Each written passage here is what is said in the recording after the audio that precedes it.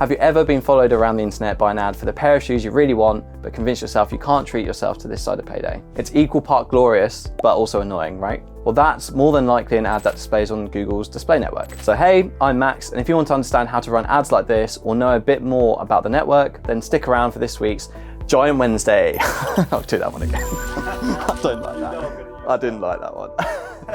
So pay-per-click or PPC ads, whether they're in the search or display format, can help you appear in all stages of the marketing funnel to your target audience. It makes them pretty versatile in your digital marketing strategy. And through the Google Display Network, your ads can reach up to 90% of internet users through things like websites, videos, and apps. It's one of the best ways to help your ads achieve their full potential, designed to help your display adverts reach your target audience wherever they may be in the digital sphere. The Google Display Network is made up of over 2 million sites, and like I said, has the potential to reach almost all internet users. So that can sound quite overwhelming. How can you set up ads for that many potential placements or even have control on that kind of mass? Thankfully, it can be pretty controlled, and you have the power to decide when and where your ads might place. You can do this by optimizing your campaign settings through 3 main ad group targeting options: audience targeting, automated targeting, and contextual targeting. Let's explore those further, shall we? So contextual targeting uses keywords or topics that you have selected as a way to match your display ads to relevant sites. Keywords are typically individual words, whilst a topic is more of a concept or a central theme. Once you've added these into the ad groups in your display network campaigns,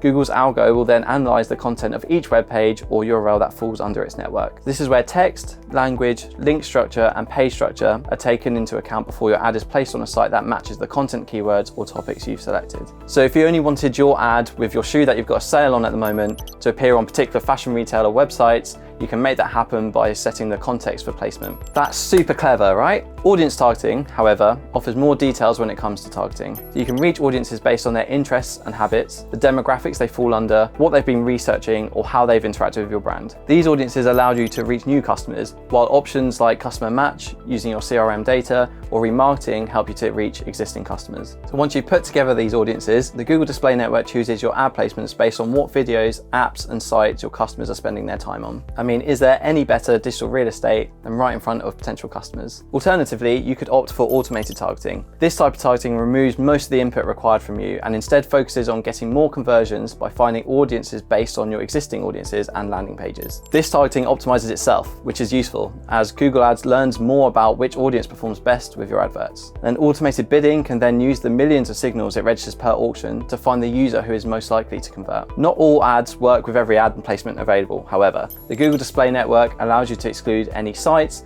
videos, content types, or topics that aren't a good fit for your brand. So if you tend to stick to search ads rather than display ads and are pretty familiar with Google's search network, you might be wondering whether display ads are right for you. The display network is ideal for helping you catch the attention of someone who might be a bit earlier in the marketing funnel and hasn't reached the research stage yet. For example, they have a recent interest in garden renovation, and you could use audience targeting to show clever display ads about your sale on garden fences before they'd even thought about replacing or updating them. The display network is also great for reminding users of what they've previously expressed an interest in by using remarketing ads to target people who visited your site or interacted with your product in a certain way. For example, the shoes I mentioned at the beginning, they're just trying to remind us of how much we wanted them because we took them in and out of our basket a few times. Anyway, that was a breakdown of how the ads in the Google Display Network and its targeting options work to go forth and spice up your advertising. Oh, and treat yourself to that pair of shoes.